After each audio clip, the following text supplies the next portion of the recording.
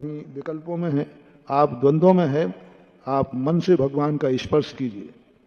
जहां भी है अपने मन को जाकर के उस मूर्ति के साथ जाकर आप संपर्क बनाइए, स्पर्श कीजिए, पूरी मूर्ति का अवलोकन कीजिए, पूरी ध्यान में बैठे जो भी मूर्ति आपकी हो। अब वहां का स्पर्श करते ही उस मूर्ति से आपको एनर्जी प्राप्त हो जाएगी, लेकिन आपको टच करना पड़ेगा। अब टच मैंने कह दिया क्योंकि आप वचन से और काया से करने की स्थिति में नहीं है।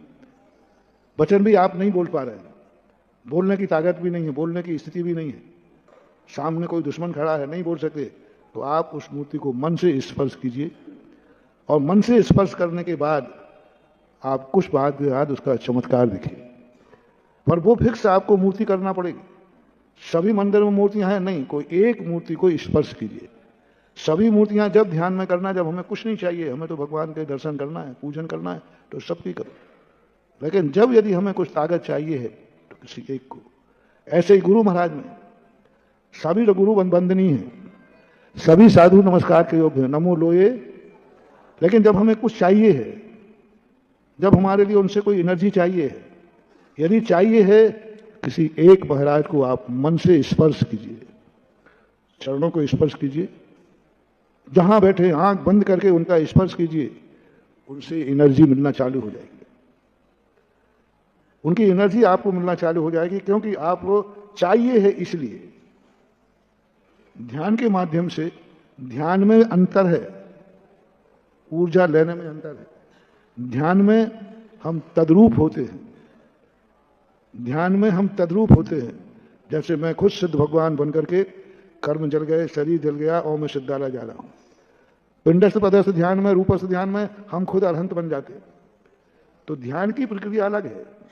ध्यान में एनर्जी मिलती नहीं है, एनर्जी जागती है। ध्यान में हमारे अंदर का डेवलप बना होता है, हम खुद अपनी शक्तियां जागते हैं, हमें किसी से कुछ नहीं मिलता, क्योंकि ध्यान में हम तद्रूप हो जाते हैं।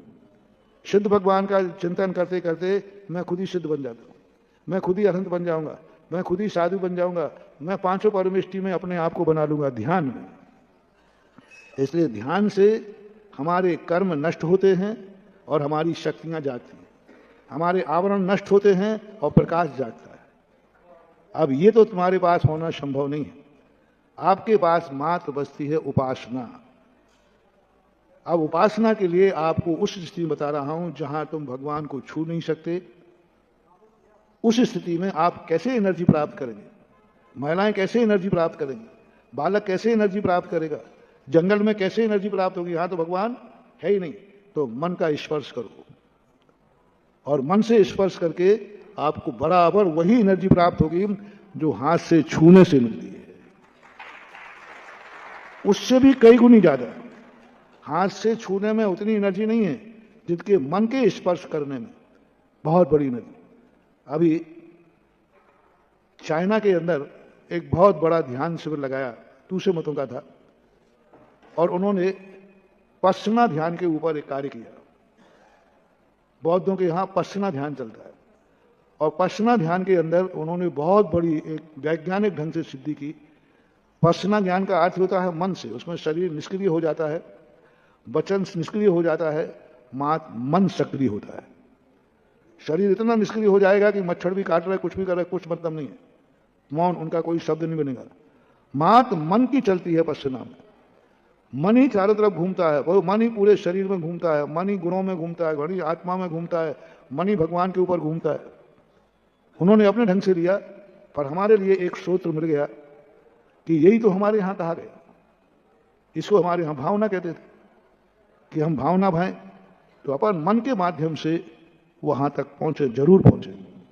अकेले जपने से नहीं, जपने से नहीं। यदि बहुत ज्यादा चाहिए है तो आप मनोयोग से जाइए, और मनोयोग से जाने के बाद आप स्पर्श कीजिए।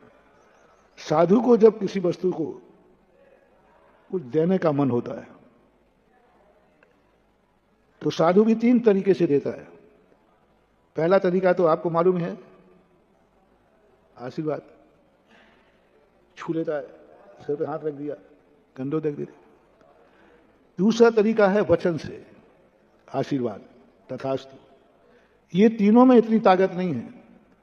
साधु जब मन से किसी को कुछ देता है तो वो एनर्जी वहां तक पहुंचती ही पहुंचती है।